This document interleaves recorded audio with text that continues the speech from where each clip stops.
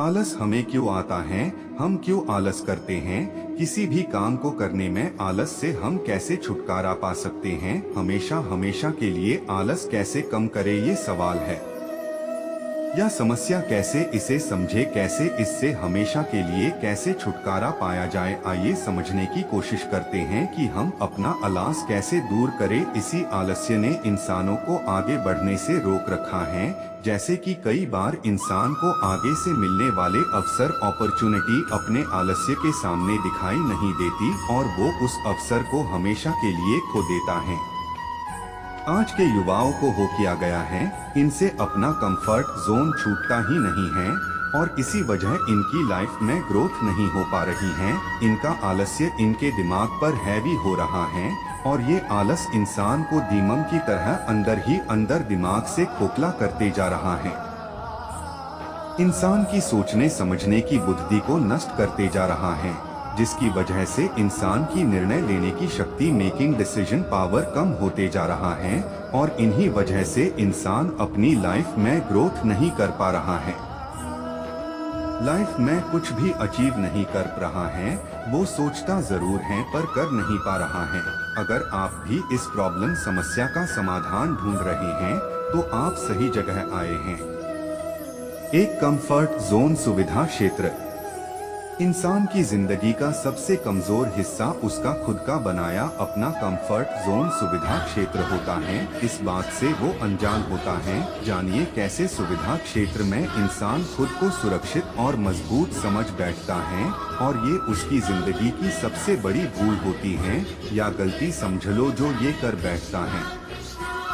दरअसल वो एक जाने अनजाने में आलस का शिकार बन जाता है जब उसे सारी सुविधाएं मिलने लगती हैं। सुविधा क्षेत्र में इंसान खुद को ग्रोथ आगे नहीं बढ़ पाता और हर काम को आलस की वजह से टालता रहता है। जब उसे समय की ठोकर लगती है, जब वो चीजें समझने लगता है, समझदार हो जाता है, तब उसे कंफर्ट जोन सुविधा क्षेत्र के बारे में समझ आता है कि जिसे मैं अपनी ताकत समझ रहा था, दरअसल वो उसकी जिंदगी की सबसे बड़ी कमजोरी निकली, क्योंकि जब तक उसे समझ आया तब तक उसने अपनी जिंदगी के सबसे कीमती तोहफे वक्त को खो दिया था। आप वो गलती न दोहराएं, फिर आपके पास सिर्फ पछताने के अलावा और कुछ नहीं बचेगा।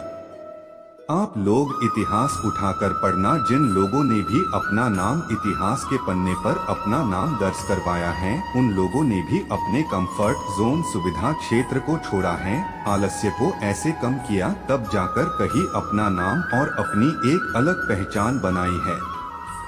दो टू डू लिस्ट दिनचर्या। इसका इस्तेमाल हर सफल सक्सेसफुल इंसान ने किया है।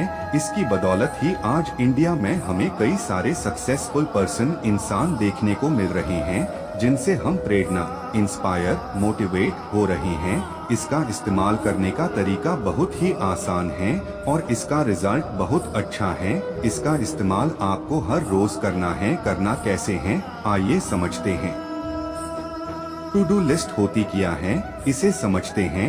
ये हमारे दिन का पूरा टाइम टेबल सेट करती हैं, जिसे दिनचर्या भी कहते हैं। करना ये है कि आपको सुबह या रात को सोने से पहले एक पेपर पर पूरे दिन का काम लिखना है कि पूरे दिन आप किया और कितने टाइम तक कौन कौन से काम करने वाले हैं, ताकि आपको पता हो, क्लियर हो कि किया इम्पोर्टेंट है और किया अर्जेंट।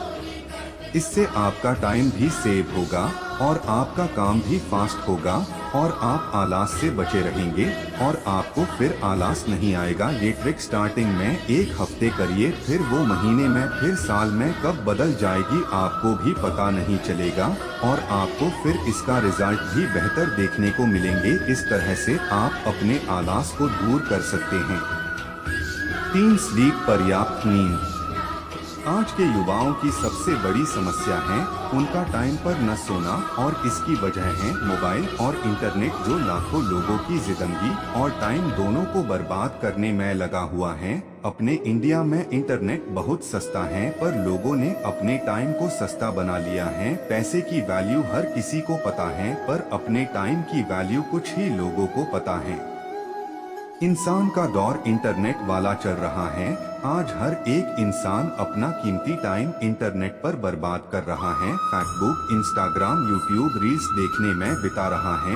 जब ये लेट नाइट तक मोबाइल ही चलाएंगे तो सुबह में कैसे जल्दी उठेंगे, कैसे इन्हें फ्रेश एनर्जी ऊर्जा कहाँ से मिलेगी अपने दूसरे काम को करने के लिए। फिर इनका आलस इनके ऊपर हैवी हो जाता है।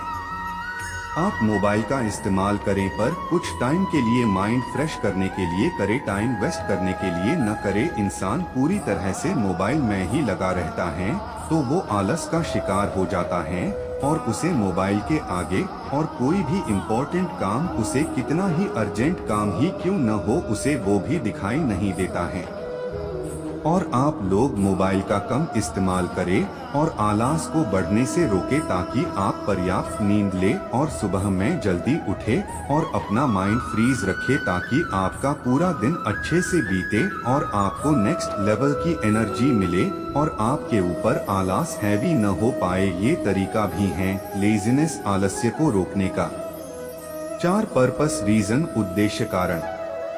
उद्देश्य अपना क्लियर रखें। आपके पास एक ब्लैंक टिकट है तो आप कहाँ कैसे जा पाएंगे। यदि आपके पास टिकट कंफर्म होता तो आप आसानी से वहाँ पहुँच पाते जहाँ आपको जाना है। फिर ये सफर आपके लिए कितना आसान हो जाएगा। उसी तरह आपको अपनी लाइफ में आगे बढ़ना है तो आपके पास एक क्लियर और स्ट्रॉन्ग पर्पस रीजन होना चाहिए ताकि आप अपनी लाइफ में कुछ बन सके, कुछ प्राप्त कर सके। कोई ऐसी एक स्ट्रॉन्ग वजह ढूंढो जो आपको अंदर से स्ट्रॉन्ग बनाए और आपको आलस से बचा सके।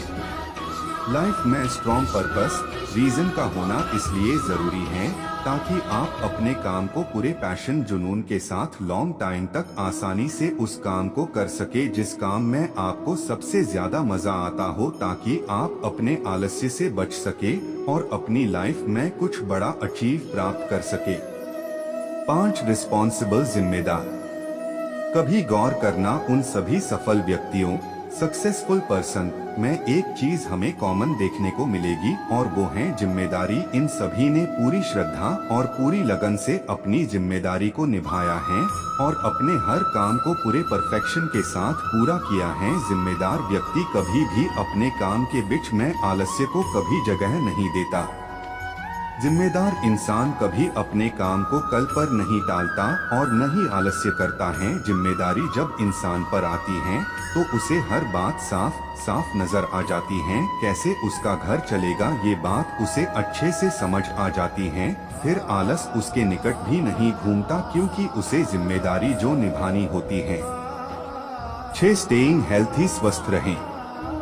स्वस्थ रहना ही इंसान में एक सबसे बड़ी क्वालिटी होती है।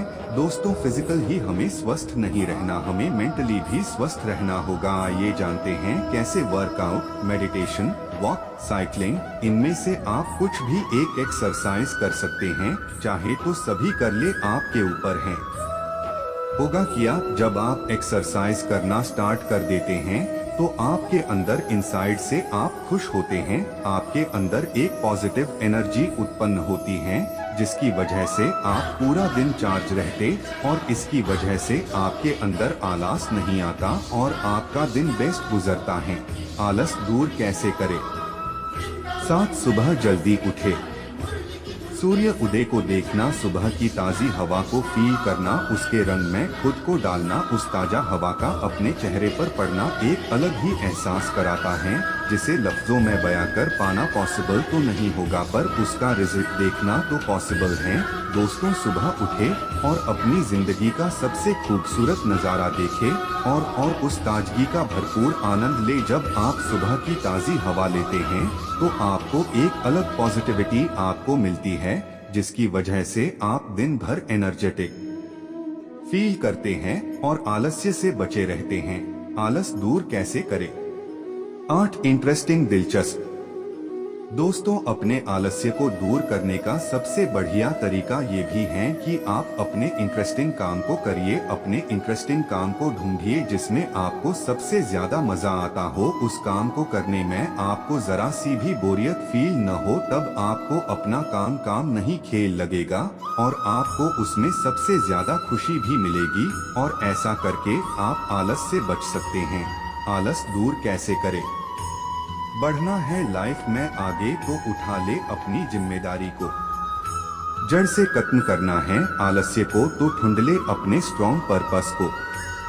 सफलता तुझे जरूर मिलेगी क्योंकि स्ट्रॉन्ग रीजन तेरे पास है। कुछ करके दिखा तू, ऐसा स्ट्रगल तेरे साथ है। एक दिन दर्ज होगा इतिहास के पन्नों में नाम तेरा भी, क्योंकि थामा है जिम्मेदारी का हाथ तूने भी। कंक्लूजन, निष्कर्ष।